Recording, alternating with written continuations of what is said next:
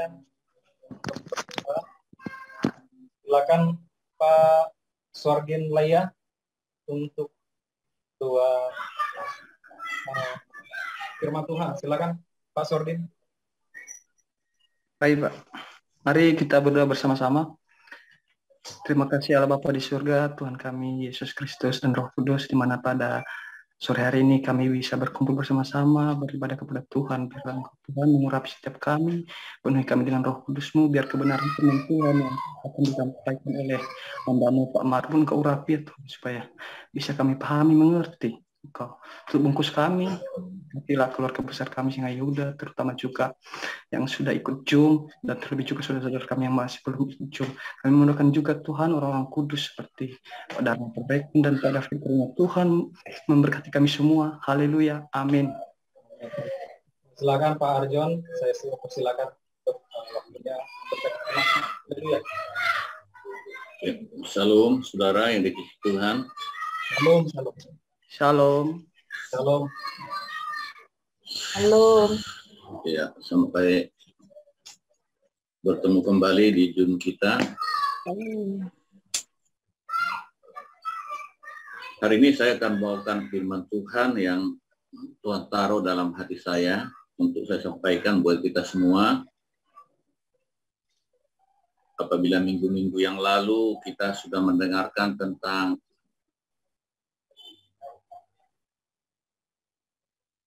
membasuh kaki yang kotor, ya, karena kita semua manusia tidak luput dari dosa, karena kita berada di tengah-tengah dunia, bumi yang sudah dikutuk. Itu sebabnya kita memerlukan pengudusan hari demi hari dari Tuhan, karena tidak ada di antara kita satupun yang sempurna. Nah, hari ini kita belajar tentang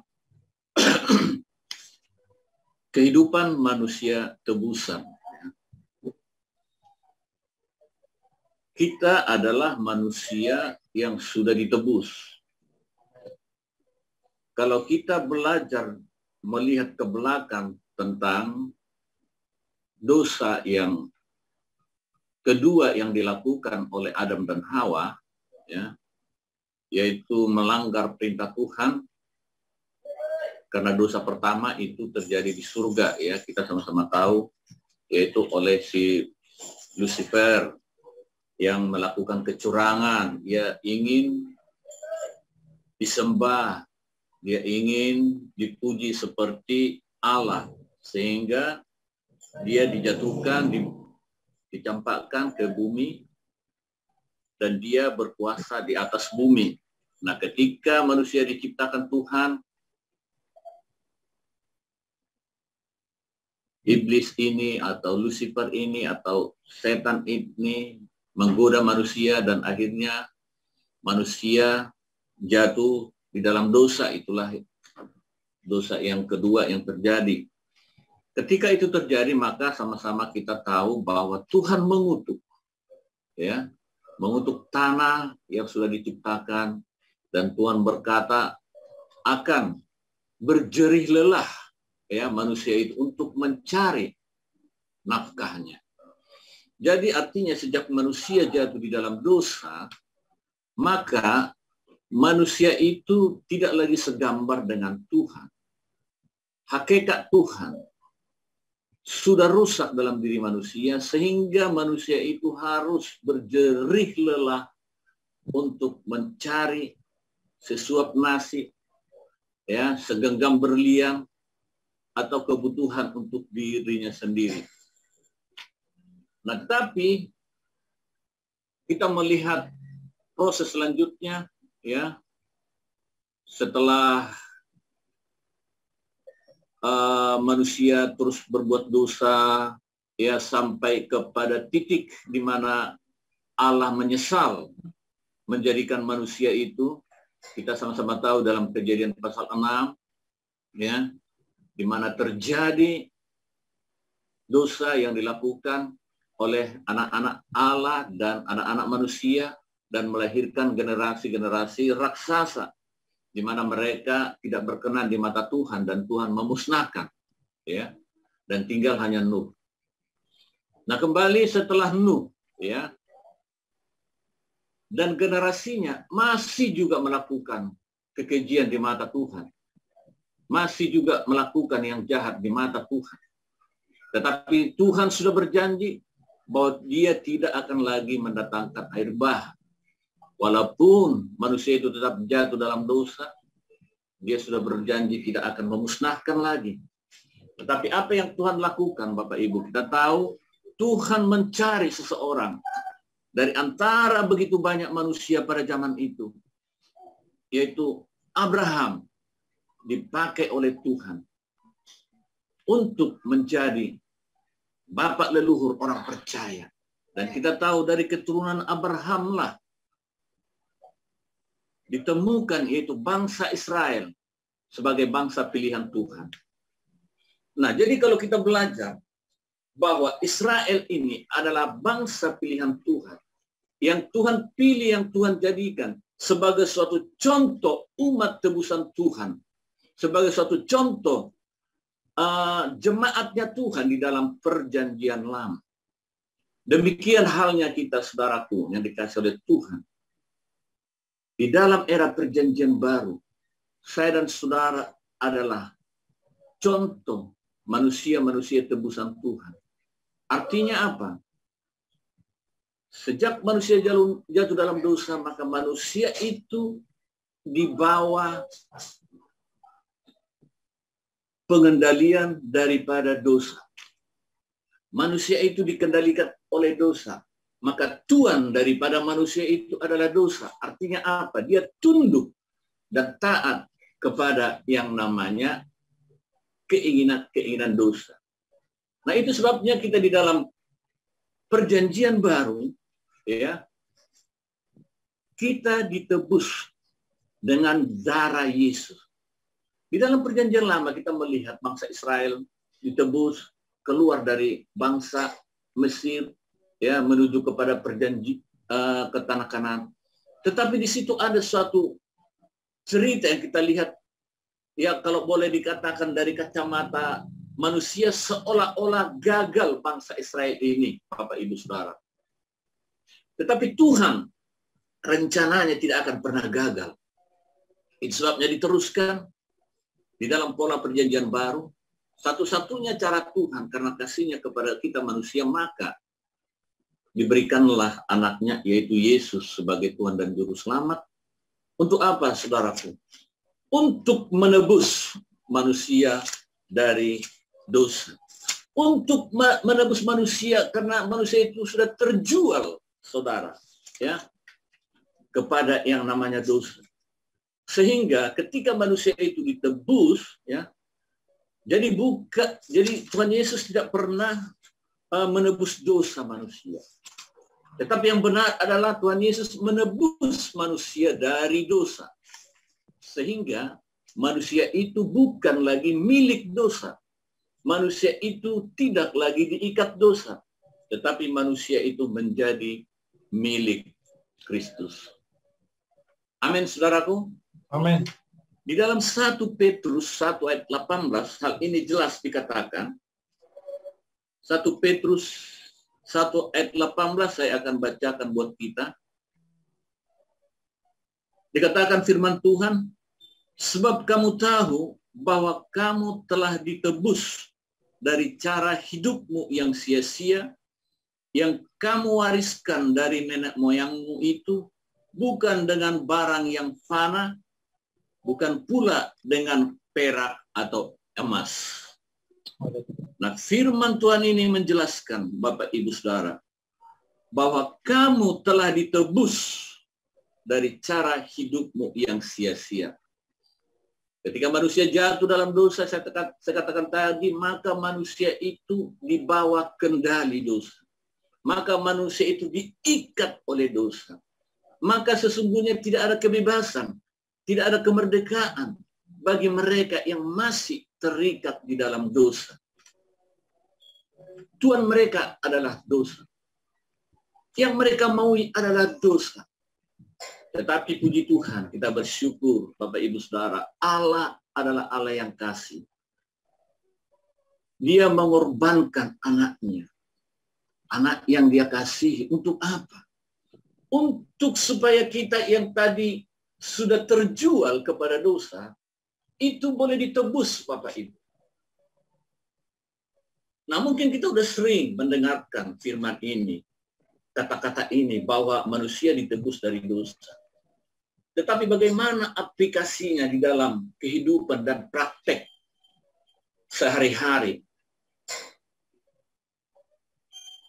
Kalau memang kita betul-betul memahami makna daripada firman Tuhan ini, maka Bapak Ibu Saudara yang dikasihi oleh Tuhan, firman yang berkata di dalam Matius 6 ayat 31 ini perlu kita bahas, perlu kita pertanyakan, seperti apa firman ini digenapi dalam hidup kita. Dikatakan di situ di dalam Matius 6 ayat 31 sampai 32, sebab itu janganlah kamu khawatir dan berkata, apa yang akan kami makan, apa yang akan kami minum, apa yang akan kami pakai. Semua itu dicari bangsa-bangsa yang tidak mengenal Allah. Akan tetapi Bapakmu yang di surga tahu bahwa kamu memerlukan semuanya itu. Nah, apa korelasinya firman ini dengan bahwa kita sudah ditebus dari dosa menjadi milik Tuhan? Korelasinya, Bapak Ibu Saudara, adalah sesungguhnya orang yang sudah ditebus itu menjadi milik Kristus. Jadi kita ini bukan lagi milik dosa, bukan lagi milik si setan, bukan lagi milik si mamon, tetapi kita menjadi milik Kristus. Nah, pemahaman saudara, kalau saudara sudah menjadi miliknya, taruhlah presiden saja lah dulu kita bilang, gimana kira-kira hidup saudara? Tenang. Pasti mendapatkan banyak hal dalam hidup ini. Iya kan? Tidak lagi seperti sekarang ini. Mungkin dibeli mobil baru, dibeli rumah baru, dibeli bahkan satu pulau. Itu masih milik presiden. Itu masih milik orang dunia, ciptaan Tuhan. Ini Bapak Ibu Saudara milik Kristus. Bisa nggak saudara pahami? Jika saudara sudah ditebus dan saudara menjadi milik Kristus, perlukah khawatir? Perlukah bertanya-tanya apa yang akan kami makan, apa yang akan kami minum, apa yang akan kami pakai? Bukankah itu sudah disediakan oleh Bapak kita? Amin. Jadi kalau saudara sudah ditebus, maka sesungguhnya orang-orang tebusan itu tidak lagi memikirkan hal-hal yang jasmani dalam hidupnya. Nah, ini suatu pemahaman yang sangat-sangat luar biasa yang saya dapatkan ketika saya mempersiapkan firman Tuhan ini. Oh, mungkin masa-masa dulu saya khawatir dalam hidup. Anak-anakku nanti jadi apa? Sekolah mereka seperti apa? Hal-hal yang lahiriah yang saya pikirkan. Padahal Bapak Ibu Saudara, kita sudah membahas beberapa minggu yang lalu. Lakukanlah keinginan-keinginan roh, bukan keinginan daging. Jadi manusia tebusan Tuhan adalah manusia yang tidak lagi mengikuti keinginan-keinginan dagingnya, Bapak Ibu Saudara. Manusia yang sudah ditebus tidak lagi menjadi manusia yang khawatir akan hidupnya. Jadi contoh yang diberikan Tuhan bangsa Israel di perjanjian lama, Bapak Ibu. Ketika mereka dibawa keluar dari Mesir, apakah sesungguhnya yang terjadi dalam hidup mereka? Mereka tidak bekerja sebagai tukang sepatu atau sebagai pengusaha. Mereka hanya hidup dari pimpinan Tuhan. Mereka pasti tidak berkata apa yang harus kami makan, apa yang harus kami minum. Karena apa? Disediakan Tuhan semuanya. Amin. Disediakan mana. Nah, tetapi apa yang terjadi? Kita lihat mereka tetap bersungut-sungut, mereka tetap tidak setia. Itu sebabnya tadi saya bawa kembali ke dalam perjanjian baru supaya kita paham, saudara. Ya. Kegagalan menurut versi tanda kutip yang terjadi menjadi sebuah pelajaran untuk manusia-manusia di era perjanjian baru, yaitu manusia-manusia tebusan, supaya tidak terjadi lagi seperti yang dialami mereka ketika mereka sudah menjadi milik Kristus, ketika mereka sudah ditebus dari Mesir. Mereka masih terikat dengan kehidupan lama. Mereka masih mencintai Mesir. Pernah saya katakan bahwa membawa bangsa Mesir keluar, membawa bangsa Israel keluar dari Mesir hanya dibutuhkan satu orang, yaitu Musa dan mujizat-mujizat Tuhan. Tetapi membawa keluar kehidupan Mesir dari kehidupan bangsa Israel butuh waktu yang cukup panjang. Jadi butuh proses, saudara yang dikasih oleh Tuhan. Jadi di dalam era kita, perjanjian baru, orang-orang tebusan Tuhan, kita harus memahami arti daripada tebusan itu. Jadi kita sudah menjadi milik Tuhan. Sadarkah saudara bahwa kita ini milik Tuhan? Kalau kita sadar kita milik Tuhan, seperti yang saya katakan tadi, nggak perlu lagi kita khawatir dalam hidup ini. Iya apa iya? Perlu khawatir kalau kita milik Kristus. Jadi apa yang harus kita lakukan? Kita sebagai orang percaya, kita harus percaya kepada karya penebusan Kristus yang telah menjadikan milik Kristus, yang menjadikan kita menjadi milik Kristus. Nah, apa yang ingin saya sampaikan daripada pelajaran firman Tuhan ini, Bapak Ibu Saudara?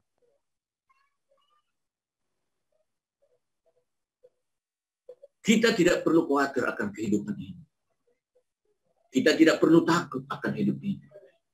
Sebab apa? Sebab kita milik Kristus. Dia sudah menyediakan segala sesuatu dalam hidup kita. Hal itu bisa kita lihat juga, Bapak Ibu Saudara, pola kehidupan sebagai orang-orang dalam perjanjian baru. Coba kita buka Ibrani pasal 8 ayat 10 sampai 12.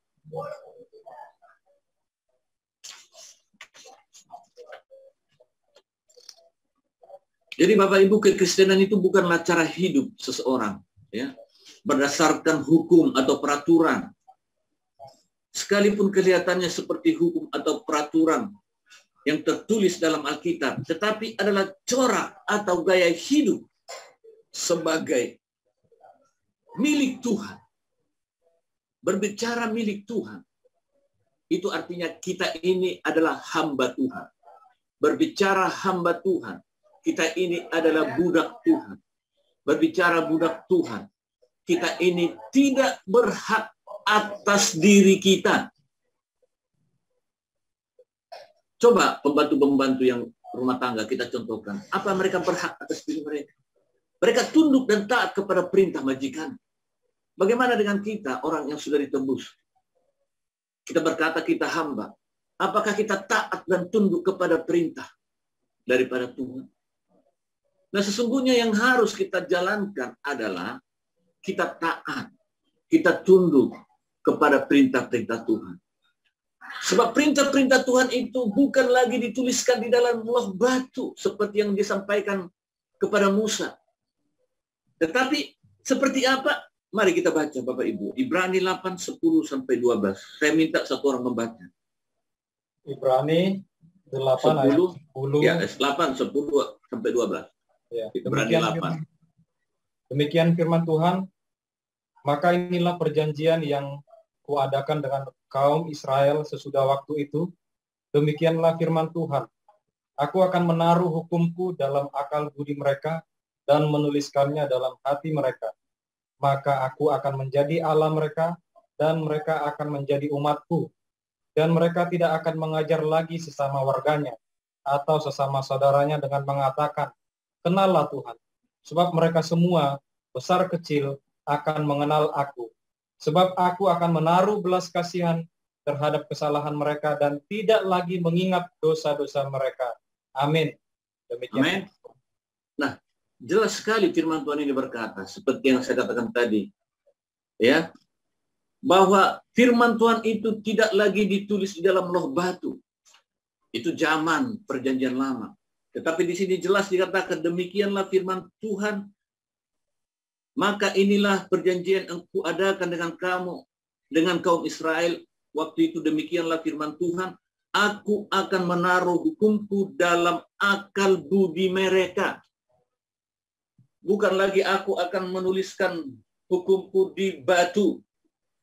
Tetapi dikatakan di sini, aku akan menaruh hukumku dalam akal budi mereka dan menuliskannya dalam hati mereka. Jadi hukum Tuhan itu, saudaraku, sudah ditaruh di dalam akal budi kita sebagai umat tebusan Tuhan. Amin. Amin. Hukum Tuhan itu, saudaraku, sudah dituliskan di dalam hati saya dan hati saudara. Nah, jadi kalau hukum Tuhan itu sudah dituliskan dalam hati saya dan saudara, selanjutnya apa? Tugas kita adalah melakukan hukum itu yang sudah dituliskan dalam hati saudara. Maka sebenarnya tidak mungkin ada orang perjanjian lama, perjanjian baru, orang tebusan yang tidak tahu akan kehendak Tuhan. Makanya ketika saya baca ini, pelajari ini, saya merenung. Bukankah saya selalu minta, Tuhan, apa kehendak-Mu dalam hidup? Tuhan, apa kehendak-Mu dalam hidup? Tuhan ingatkan, aku sudah taruh di dalam hatimu. Aku sudah taruh di dalam akal budimu. Saya merenungkan firman ini. Dan apa yang saya dapatkan, saudara? Duduk diam, merenung, serahkan hidup sama Tuhan, maka firman yang sudah ditaruh dalam akal budimu, yang sudah dituliskan dalam hatimu, akan berbicara. Inilah yang disebutkan, kita akan menemukan rema dalam kehidupan kita, Bapak Ibu. Jadi semua hukum atau semua kehendak Tuhan itu sudah ditaruh dalam akal budi. Berarti kehendak Tuhan sudah berada di dalam akal budi orang percaya. Kehendak Tuhan sudah berada di dalam hati saya dan saudara sebagai orang tebusan Tuhan. Semua hukum atau semua kehendak Tuhan itu juga sudah dicantumkan di dalam hati. Maka hal ini berfungsi sebagai suatu gaya hidup kekristenan kita, kekuatan hidup kita untuk melakukan kehendak Allah dalam hidup kita. Maka dengan penjelasan firman Tuhan ini, saya berharap buat saudara-saudaraku yang terkasih dalam grup Sinai Yehuda ini, untuk memahami bahwa kita tebusan Tuhan ini sudah menjadi milik Tuhan, maka kita tidak perlu lagi khawatir dalam hidup ini. Sebab apa? Sebab Tuhan akan melindungi kita. Tentang makanan dan minuman, itu Tuhan sudah sediakan. Sudah saya katakan tadi contoh orang Israel. Mereka tidak bekerja, tapi Tuhan siapkan semua.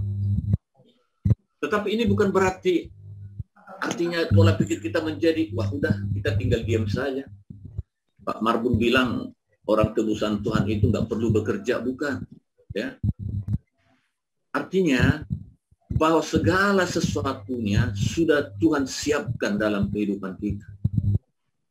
Kekhawatiran tidak perlu.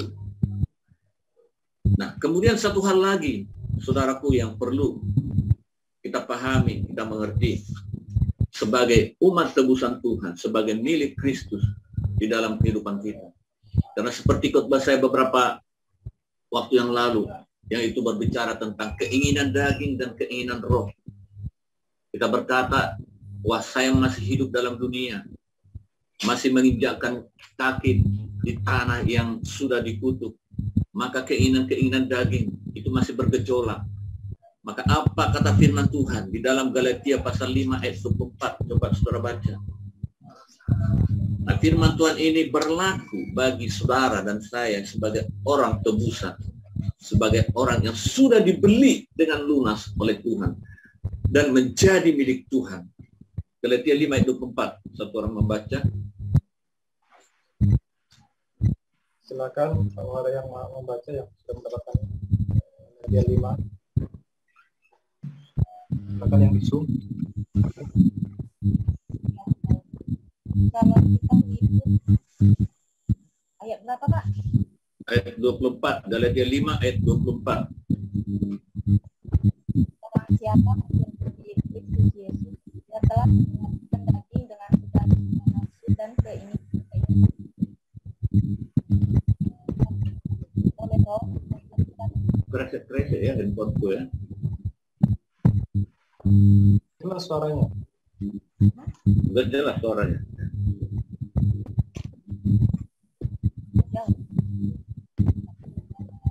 Suara saya jelas enggak, Bapak Ibu? Jelas lain. Ya, soalnya di sini hujan. Ya, saya bacakan kembali ya, Bapak Ibu.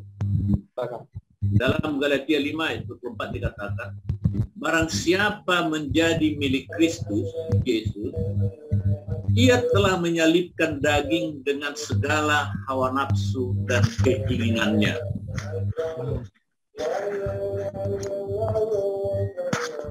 Barang siapa menjadi milik Kristus. Tadi saya sudah katakan di depan, saya dan saudara adalah milik Kristus. Amin. Amin. Sebab apa? Sebab kita sudah ditebus. Ya. Kita sudah ditebus. Itu artinya kita milik Kristus. Bukan lagi milik dosa. Bukan lagi diikat oleh dosa. Sudah ditebus. Ya. Itu kita pegang. Kita adalah milik Kristus. Ia telah menyalibkan daging dengan segala hawa nafsu dan keinginan. Jadi, kita sebagai milik Kristus, saudara, firman Tuhan berkata, ia telah menyalibkan daging dengan segala hawa nafsu dan keinginannya. Kalau dalam terjemahan lama dikatakan, tetapi segala orang yang milik Kristus Yesus itu sudah menyalibkan hawa nafsunya dengan segala cita-cita dan keinginannya. Wow. Cita-cita dan keinginan. Manusia pasti memiliki cita-cita dan keinginan. Amin. Mau jadi ini, dan ini. Banyak cita-cita dan keinginan. Tetapi firman yang berkata, orang yang mengatakan dirinya milik Kristus, ya, itu sudah menyalibkan dirinya dengan hawa nafsu dan segala cita-cita dan keinginan. Tetapi yang jadi adalah keinginan Tuhan. Yang jadi adalah rencana Tuhan. Karena saya percaya keinginan saya, cita-cita saya, dan cita-cita saudara, ya, dibandingkan keinginan dan cita-cita Tuhan dalam hidup saudara, itu jauh lebih besar, jauh lebih berguna, jauh lebih bermanfaat keinginan dan rencana cita-cita Tuhan itu dalam hidup saudara dibandingkan dengan keinginan saudara. Jadi untuk apa saya mempertahankan keinginan saya? Untuk apa saya menonjolkan nafsu saya? Sementara firman ini, ya, yang sudah ditaruh dalam loh hati saya mengatakan bahwa keinginan cita-cita Tuhan itu jauh lebih besar di dalam kehidupan saya. Kenapa saya lagi harus hidup di dalam keinginan daging? Kenapa lagi saya harus hidup di dalam cita-cita yang hanya mementingkan keangkuhan, yang akan mementingkan supaya saya dipuji orang, supaya saya dianggap orang? Itu tidak berguna lagi, Bapak Ibu sekalian. Maka jelas-jelas manusia yang sudah ditebus itu tidak memikirkan lagi keinginan-keinginan dirinya. Nah, maka pola kehidupan Yesus, saudaraku, itu yang harus kita tiru. Saudara coba pelajari kehidupan Yesus. Seperti apa ketika dia ada? Apakah Tuhan Yesus pernah memikirkan dirinya? Dia selalu berkata. Sedangkan apa yang diperkatakan dia, apa yang dilakukan dia, itu bukan berasal dari dia, tetapi Tuhan Allah yang memberikan perintah kepada dia dan untuk dia lakukan, Bapak Ibu Saudara. Demikian halnya saya dan saudara sebagai umat tebusan harus meniru apa yang Tuhan Yesus lakukan dalam hidupnya. Tuhan Yesus pola kehidupan kita. Tuhan Yesus yang harus kita praktekkan kehidupannya dalam kehidupan kita. Maka Bapak Ibu Saudara, jika ini terjadi dalam hidup kita, saya percaya, apalagi pada saat-saat akhir ini, ketika berita-berita yang menghebohkan, ketika media-media memblow up semua berita-berita ketakutan, maka saya dan saudara tidak terjebak lagi di dalam hal itu. Amin. Haleluya. Amin. Sebab saya dan saudara menyadari kita milik Kristus. Maka kalau menurut saya, hentikanlah omongan-omongan. Kita mau lari kemana? Kita mau bikin tempat di mana?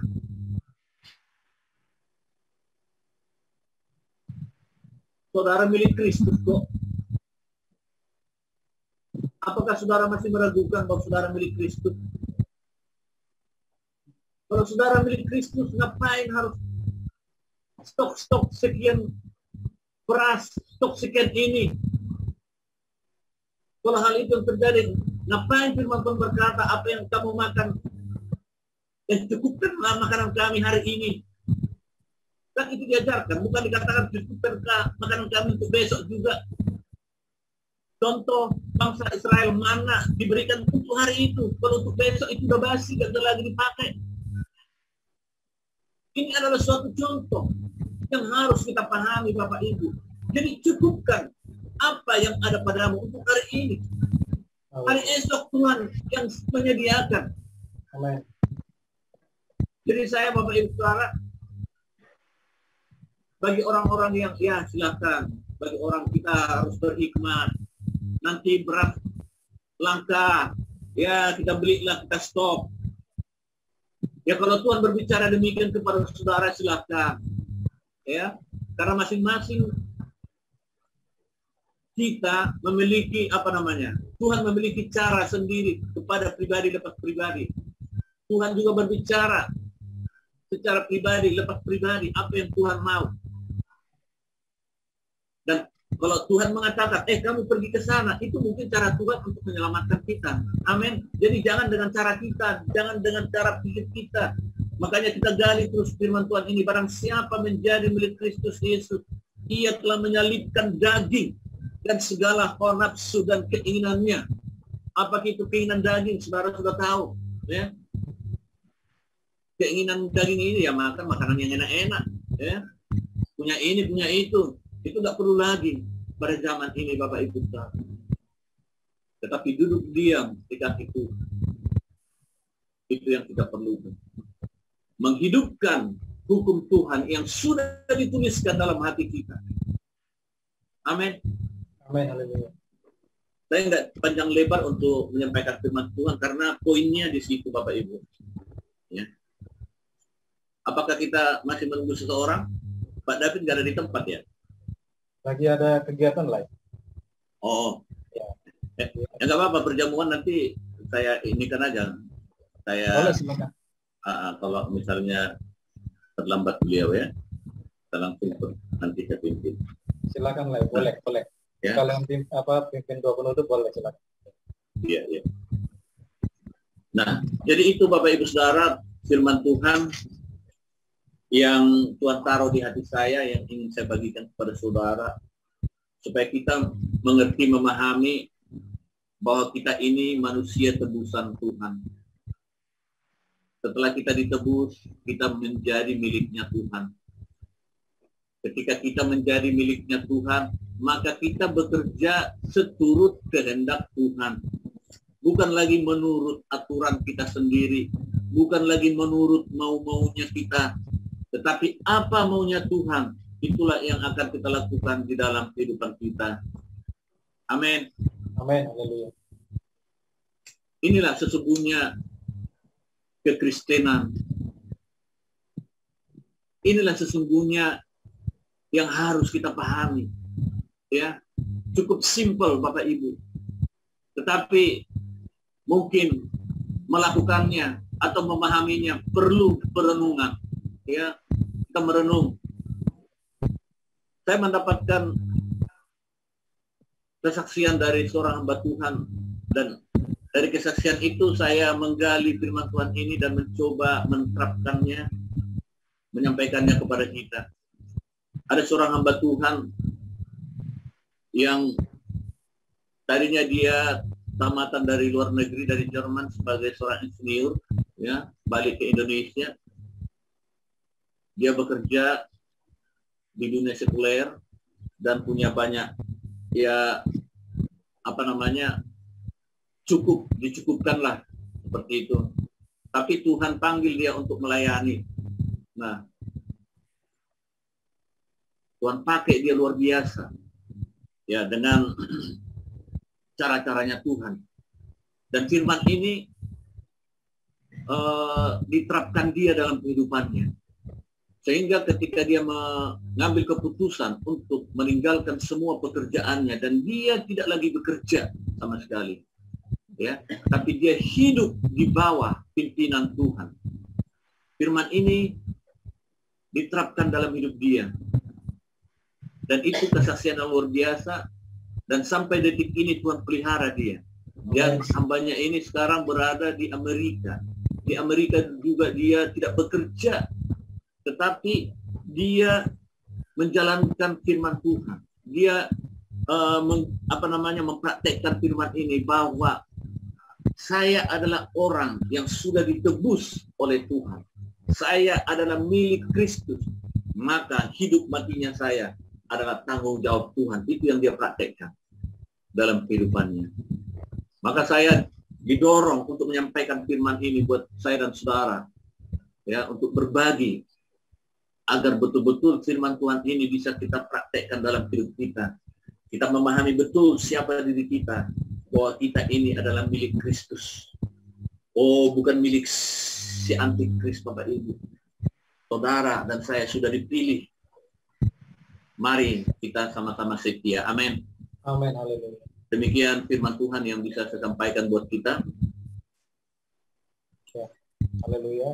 Haleluya. Mari Ya. Mari kita berdoa sebelum kita masuk dalam perjamuan. Oh, haleluya. Haleluya.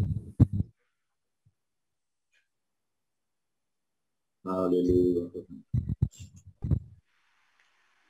Oh, Rabbi.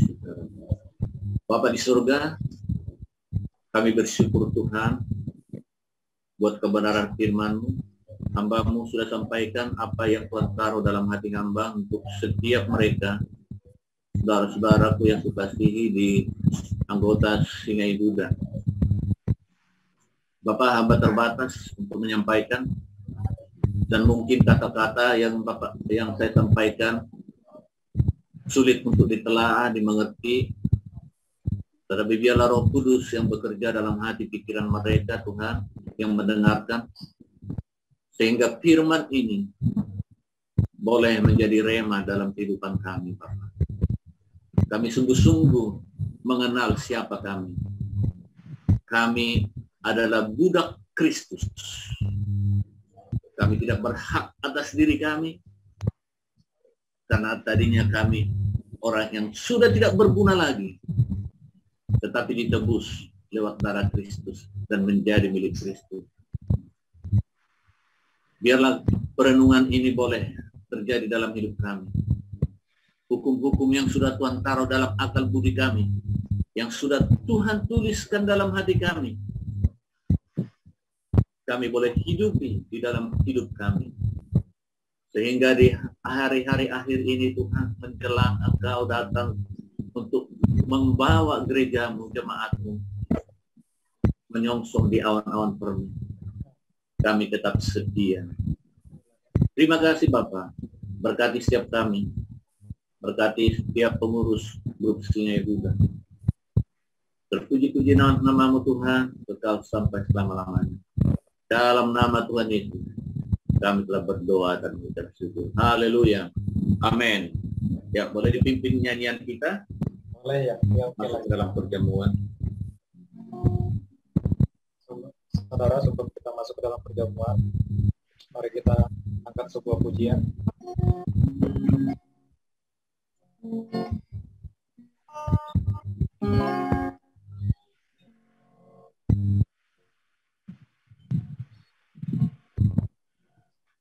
Haleluya. Kasih dari surga memenuhi hati. Kasih dari kelimpahan surgawi. Kasih dari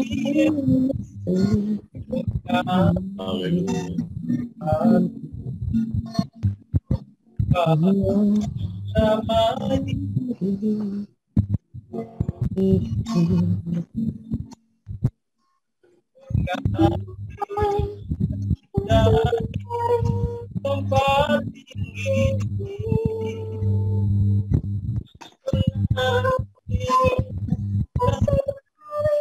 kata Allah Bapa memenuhi hidup.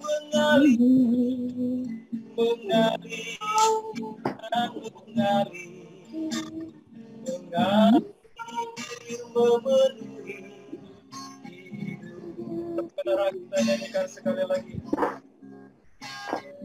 Kasih dari surga memenuhi tempat. Kasih dari Bapa sudah. Kasih dari Yesus mengaliri hati membuat damai di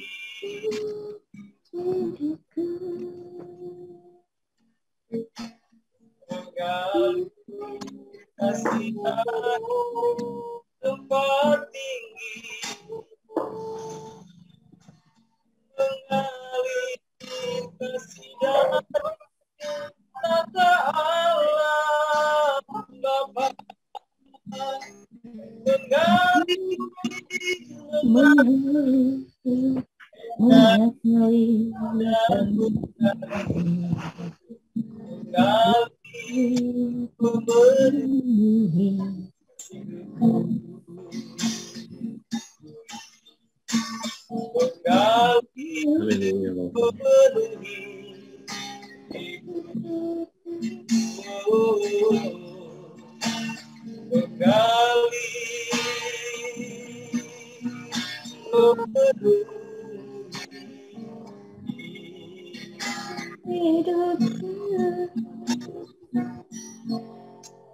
silakan lain untuk jamuannya. Saya kembalikan ke Lai Arjon. Ya. Silakan lain. Bapak Ibu Saudara dikasih Tuhan, kita bersyukur kita sudah mendengarkan firman Tuhan, dan saat ini juga kita bersyukur kepada Tuhan karena kita diizinkan untuk boleh makan dan minum sehidangan dengan Tuhan. Dan apa yang kita lakukan saat kita melakukan perjamuan ini adalah suatu perintah yang disampaikan Tuhan Yesus kepada murid-muridnya untuk diteruskan. Dan ini yang kita lakukan hari ini. Maka jika ada Bapak Ibu Saudara, jika saudara Tuhan masih menyimpan sesuatu, sakit hati, kebencian, atau dosa, maka saat ini datang kepada Tuhan, minta pengampunan, minta pengudusan, minta Tuhan layakkan saudara dan saya boleh sehidangan dengan Tuhan. Saya berikan waktu beberapa detik untuk saudara berurusan dengan Tuhan sebelum kita masuk dalam perjamuan kudus ini. Haleluya.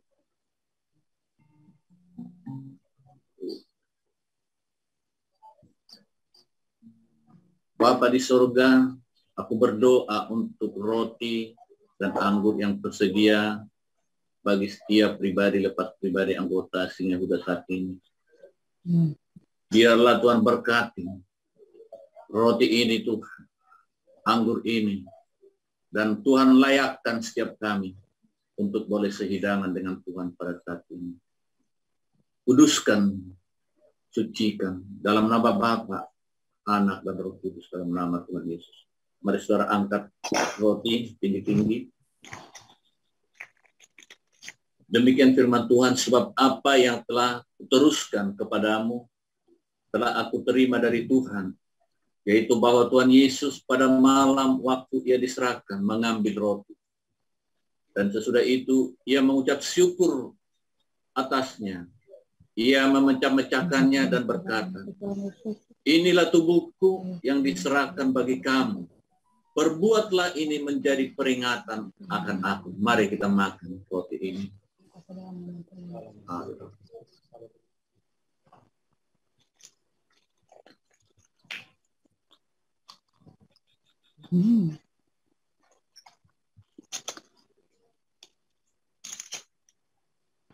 Mari saudara angkat cawan anggur tinggi-tinggi. Demikian juga ia mengambil cawan sesudah makan lalu berkata, cawan ini adalah perjanjian baru yang dimeteraikan oleh darahnya. Perbuatlah ini setiap kali kamu meminumnya menjadi peringatan akan aku. Mari kita minum dalam nama Yesus.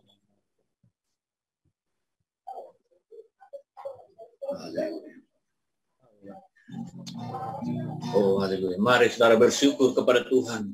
Haleluya. Oh, haleluya, haleluya. Ucapkan syukurmu bagi Dia. Kau diperdamaikan dengan Tuhan. Kita sudah ditebus oleh Tuhan. Haleluya. Kita adalah milik Kristus. Oh, haleluya Tuhan. Darahmu Yesus,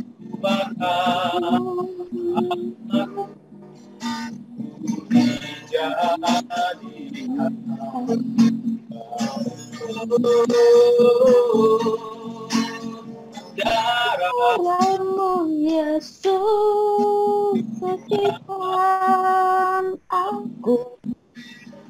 Darahmu Yesus, perbuatanku. Darahmu Yesus, aku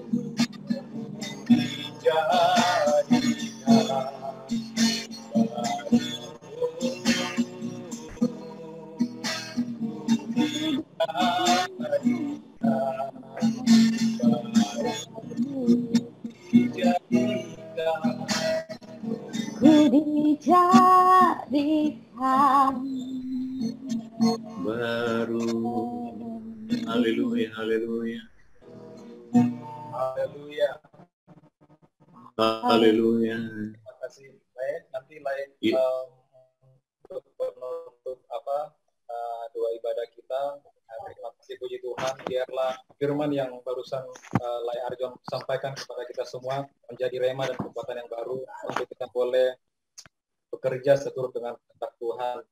Ya, di antara kita pasti memiliki pergumulan atau hal-hal yang mungkin sulit untuk dipreteli, untuk meninggalkannya. Tetapi saya sangat yakin ya bahwa Tuhan akan selalu berikan kekuatan dengan Roh-Nya yang kudus untuk memampukan kita mempreteli atau mencuci jubah kita berbaju jirakan kerelaan, dan kita senantiasa di dalam pengudusannya, sehingga pada saat kedatangan yang kedua kali kita dilayakkannya untuk boleh mengalami dan diperkenankan untuk mengalami pengangkatan supaya kita semua, harapan kita semua tidak ada satupun di antara kita grup Singa Yehuda, baik keluarga kita masing-masing tertinggal. Ya, terima kasih Lai Arjon, biarlah apa yang Tuhan layak sampaikan kepada kita semua, Lai juga diberkati, dan juga dalam pelayanan Lai di Medan sana, Tuhanlah yang kekuatan bagi Lai, suatu panggilan untuk memberitakan firman Tuhan. Haleluya. Amin. Ya, terima kasih. Puji Tuhan. Untuk pengumuman, sepertinya untuk bulan ini belum ya, tapi mungkin seperti biasa minggu depan, bulan depan kita akan ada pelayanan di bantaran rel kereta api seperti biasa. Bila ini bukan semacam himbauan ya, tetapi kita nggak bakalan bisa mempraktekkan firman Tuhan seutuhnya, layaknya seperti Tuhan kita Yesus Kristus yang menggenapi hukum Taurat seutuhnya. Tetapi paling tidak kita menghidupi apa yang dorongan daripada Roh Kudus, sama seperti mungkin saya nggak terlalu mendalami firman Tuhan, tetapi pada saat orang-orang yang penghakiman mereka sepertinya membela diri, Tuhan kami telah menyembuhkan atas namamu, kami telah bernubuat atas namamu. Tetapi Tuhan katakan, enyalah kamu sekalian pembuat kejahatan, di manakah engkau pada saat aku lapar, di manakah engkau pada saat aku haus, dan di manakah engkau pada saat aku berketelanjangan. Apabila engkau memberikan segelas air saja kepada saudaraku yang paling hina, engkau tidak memberikannya kepadanya, tetapi kepadaku. Kira-kira demikian firman Tuhan. Mari sama-sama dengan gerakan daripada Roh Kudus memberi tanpa paksaan. Ya, ini enggak himbauan, tetapi mari sama-sama untuk supaya kita Tuhan sudah mulai menguning, supaya jiwa-jiwa yang boleh kita layani dimenangkan, dan mereka boleh memberikan diri dibaptis dalam nama Bapa, Putra, dan Roh Kudus, oleh tentunya dorongan Roh Kudus, bukan karena kebiasaan kita dalam hal melayani. Ya, semuanya saya himbau, semuanya kalau kita ada kesepakatan bersama, kita minta tuntunan Roh Kudus, berapa yang bisa kita berikan, baik secara materi atau apa saja, ya. Jadi tidak ada paksaan. Ini semua untuk pekerjaan Tuhan Yesus Kristus. Terima kasih, puji Tuhan. Sekarang saya serahkan kepada Lai Arjon untuk menutup ibadah kita ini dalam doa dan ibadah dua berkat. Haleluya. Oh ya. Ya, mari kita berdoa, tundukkan kepala. Bapa di surga, terima kasih Tuhan, Engkau sudah menyertai kami dalam ibadah Jum kami, mulai awal pertengahan sampai akhir. Kami percaya apa yang kami lakukan, apa yang kami kerjakan tidak sia-sia. Itu adalah dupa yang harum di hadapan Tuhan, yang boleh menyenangkan Tuhan. Biar Tuhan firman-Mu yang sudah ditaburkan menjadi kekuatan dalam kehidupan setiap kami, pribadi lepas pribadi. Hamba-Mu juga yang menyampaikan firman, hamba juga berikan kekuatan untuk boleh melakukannya. Terima kasih Bapak, dan kami akan mengakhiri ibadah kami. Mari saudara-saudara, angkat kedua tanganmu, arahkan hatimu kepada Tuhan. Mari terima berkat yang dari Tuhan. Damai sejahtera dari Bapa di surga, cita kasih dari anaknya Tuhan Yesus Kristus, serta pertolongan dan penyertaan daripada Roh Kudus yang selalu menyertai kehidupan kita, mulai saat ini sampai selamanya. Setiap kita yang percaya katakan, amin. Haleluya. Kami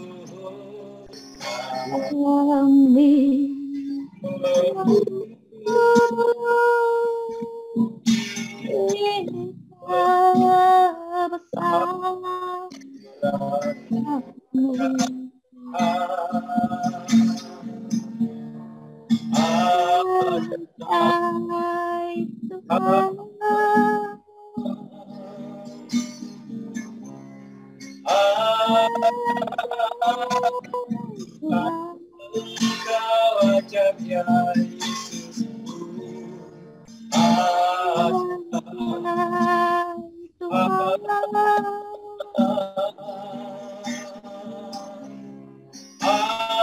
ajaklah ajak ya Yesus kami, ajak Tuhan.